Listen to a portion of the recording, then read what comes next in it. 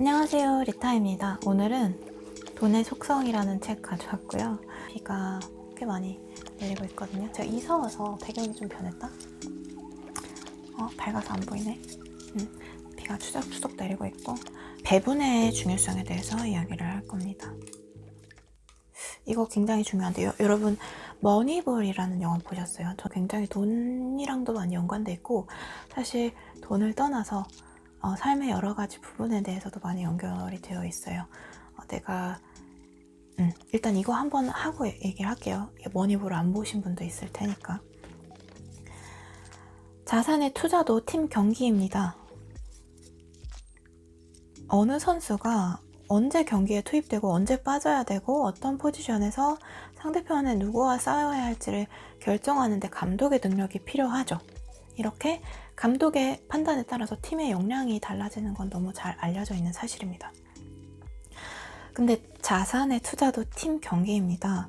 한국의 투자는 자산 배분에는 관심이 없고 투자 포지션에만 관심을 갖는 경향이 높습니다. 이게 무슨 말이냐 하면 어디에 투자할 것인가에 대한 공부와 정보는 많은데 어떻게 내 자산을 배분할지에 대한 관심도가 떨어진다는 거죠.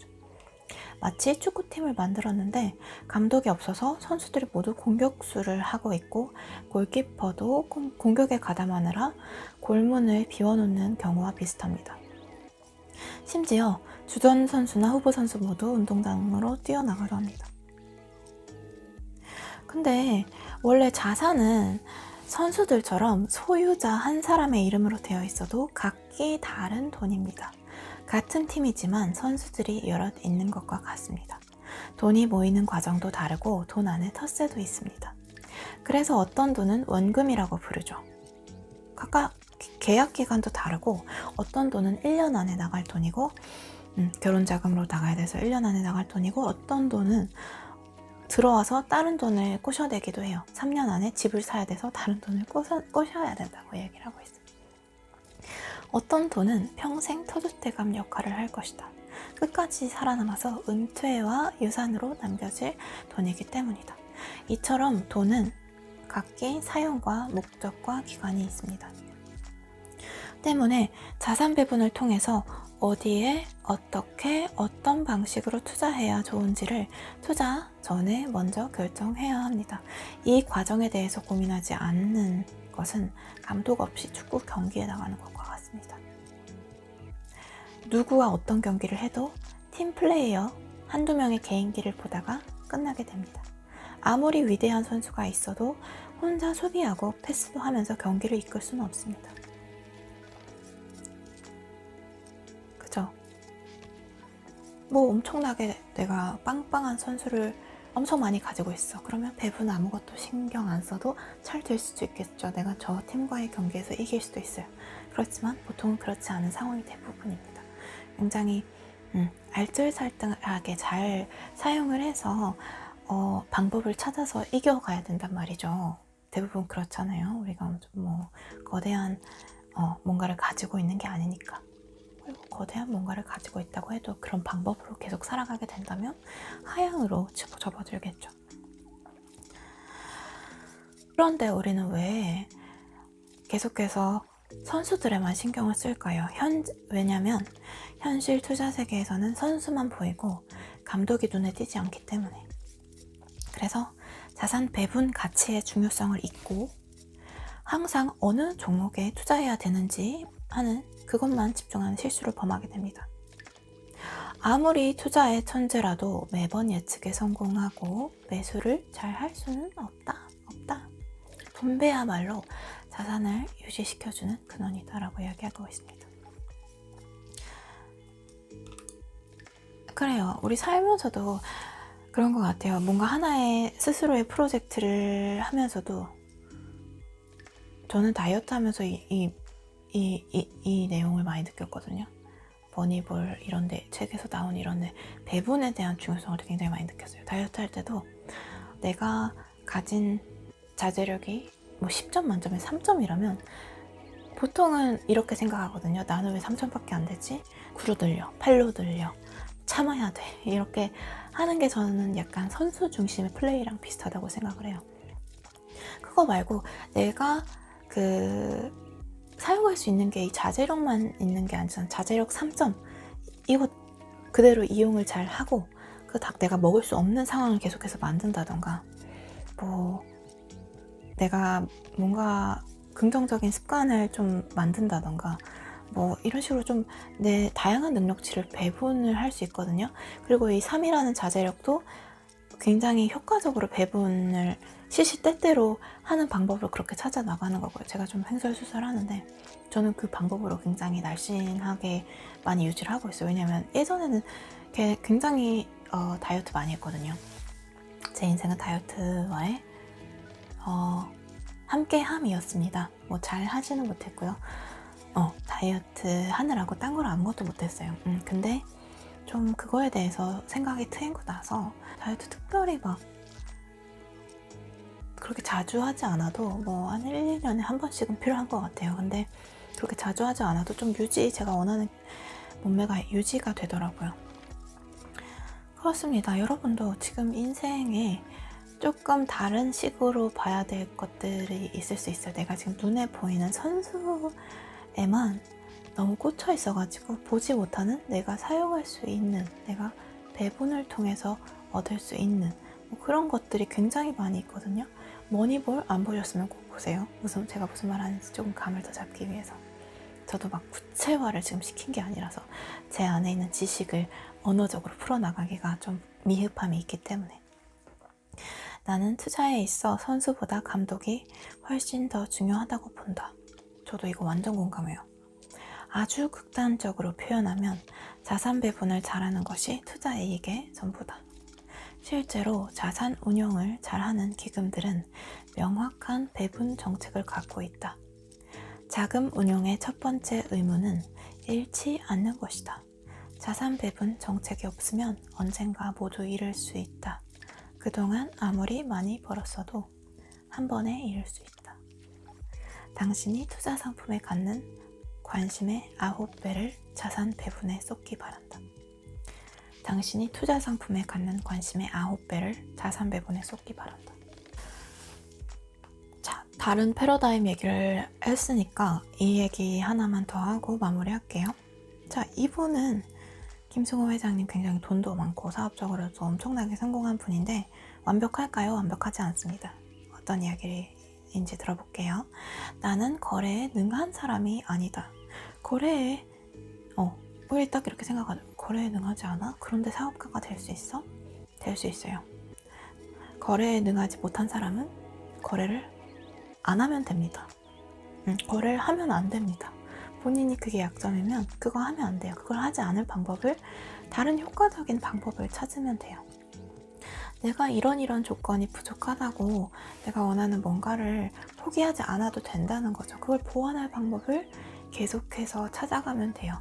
여기서 부족한 것은 단 하나, 나의 생각을 바꾸는 것 뿐입니다. 불가능하다고 생각하는 거를 이 생각 방식 안에서는 불가능하지, 다른 방식으로 어떻게 생각을 해야 될까라고 일단 거기서부터 시작을 해야 될 것 같아요. 이런 방법을 찾았대요. 이분은 적정 가격을 찾아내서 세일즈맨한테 최종 인수 가격을 단 한 번만 제시할 수 있다고 말한다. 그러니까 세일즈맨이 뭐 차가 좀 높게 잡을까 우리? 2억입니다. 아 웃겨. 2억이라고 해보세요. 그거 나한테 지금 한 번만 제시할 수 있고 나 그거 갖다 흥정 안 할 거고, 그 가격이 생각했던 거랑 마음에 들면 바로 사고 안 깎을 거예요. 바로 살 거예요. 그리고 그게 마음에 안 들면 그냥 안 사고 흥정 안 하고 바로 갈 거예요 라고 얘기하는 거예요. 너 추가 흥정 안 한다고. 그래서 여러분이 세일즈맨 입장이면 어때요? 원래는 최대한 2억이어도 막 2억 8천 이렇게 불렀다 이렇게 쭉 해가는데 한 번밖에 못 불러? 저 사람이 무슨 생각하고 있을까? 얼마까지 부르지? 근데 이거 세게 불렀다가 저 사람이 그냥 가버리는 거 아니야? 흥정 안 한다 그랬는데 그냥 적당히 욕심내서 이 정도까지 욕심 부려보자. 이 정도까지 그래. 얼마예요? 라고 얘기를 할 거란 말이에요. 그러니까 그 사람 입장을 10분 활용한 거죠. 그래서 이분은, 이 김승호 회장은 이렇게 대부분이 방법으로 가장 합리적인 가격으로 차를 살 수 있었고 1시간 안에 차를 가져온 적도 있다. 부동산을 살 때도 거의 같은 방법을 유지한다고 해요. 흥정이 완료되었는데 또 다른 이유로 다른 가격을 요구하는 순간 나는 거래를 중지한다. 다시 흥정이 오가는 상황보다 매물을 버리는 쪽을 선택한다. 이 방식이 거래를 잘 못하는 사람이 쓸 수 있는 가장 최선의 거래 방법이다. 그죠, 여러분? 방법을 찾으면 돼요. 내가 흥정을 못하고 성격이 좀 그런 쪽에 맞지 않다. 매번 했을 때마다 안 좋은 결과를 불러왔다 라고 하면 다른 방법을 찾을 수 있는 거죠. 거래를 뭔가를 이렇게 아까도 얘기했듯이 이게 다 저는 약간 같은 맥락을 느껴져요.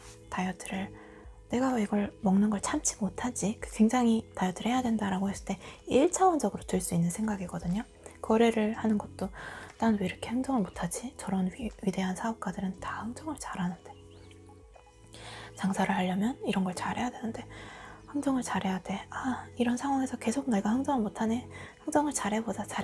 이것도 하나의 방법이 될 수 있지만 너무 힘들어. 내가 못하는 걸 잘해야 되니까.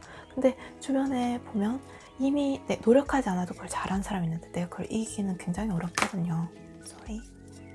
그러니까 다른 방법을 찾아내는 거예요. 내가 먹는 걸 잘 못 참네. 그러면은 다른 것들을 어떻게 이용할 수 있을까라고 패러다임의 전환을 해보면서 배분하는 것도 생각을 해보고, 일단 내가 가지고 있는 내 스킬들을 잘 인지를 하고 있어야 돼요. 노력을 하려고 하지 마. 그러니까 내가 활용할 수 있는 자제력, 주변 사람들, 아니면 다른 규칙적으로 생활할 줄 안다든지 이런 많은 스킬셋들이 발휘할 수 있는, 그게 1이라도 10점 만점에 1이라도 그거를 잘 여기저기 이렇게 배분을 이렇게 해놓으면 그게 이렇게 유기체처럼 돌아가면서 굉장한 힘을 발휘하거든요. 그러니까 1차원적으로만 딱 1차적으로만 생각하지 말고 여러분도 이렇게 생각하면 되게 잘할 수 있는 것들이 많이 보일 거예요.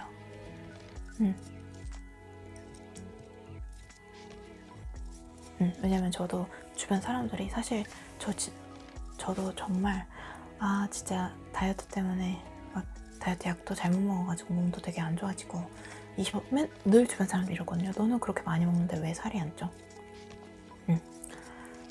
너는 그렇게 먹는데 어떻게 안 쪄? 이렇게 얘기하죠. 다른 사람 눈에는 선수만 보인다고.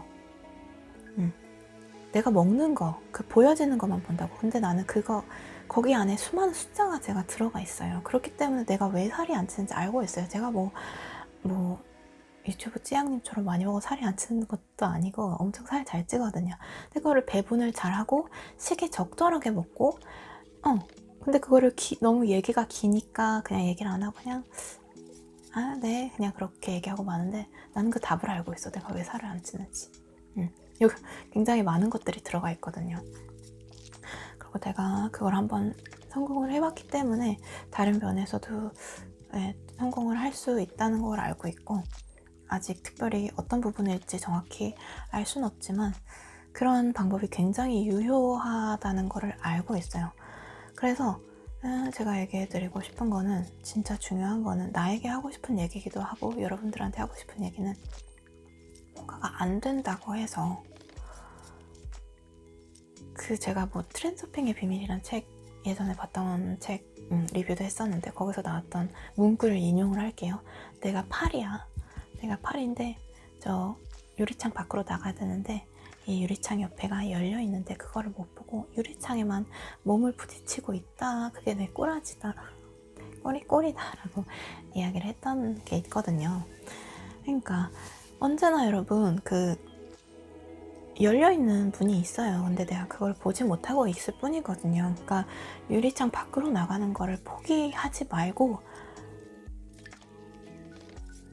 유리창에 잘 부딪히기 위해 노력하지도 말고 그 제3의 길을, 그게 있으니까 내가 보지 못하고 있는 것 뿐이니까 거기에 그걸 발견을 할 수 있는 여러분과 내가 됐으면 좋겠다.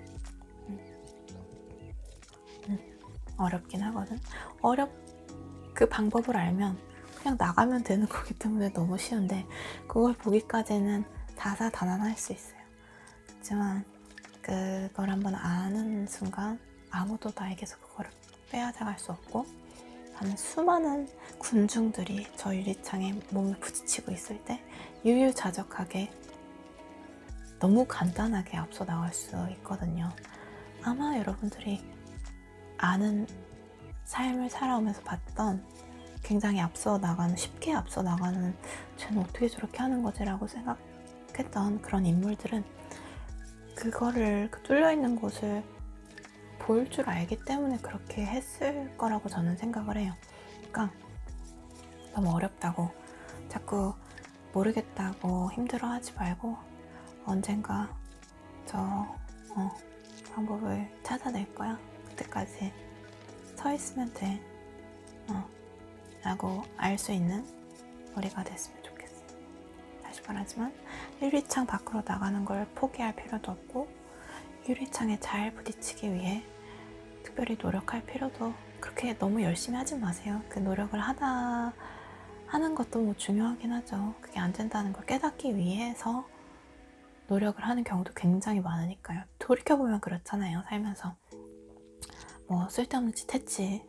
그래 맞아, 참 쓸데없는 짓 했지 열심히 라고 했지만, 그 쓸데없는 짓을 했고 절망했기 때문에 또 다른 길을 찾을 수 있었던 거니까. 그렇잖아요. 그러니까 너무 힘들어 하지는 말자고, 너무 열심히 하지 말자고. 본인 상하잖아. 그러니까 언젠가는 여러분과 나는 더 좋은 길을 찾아낼 거니까. 네, 사랑합니다. 사랑하고 오늘 돈의 속성 여기까지 했어요. 여러분과 좋은 얘기 나눌 수 있어서 너무 행복했습니다. 네, 사랑합니다. 잘 자요. 좋은 하루 되고, 주무실 분 잘 자고, 꿈에서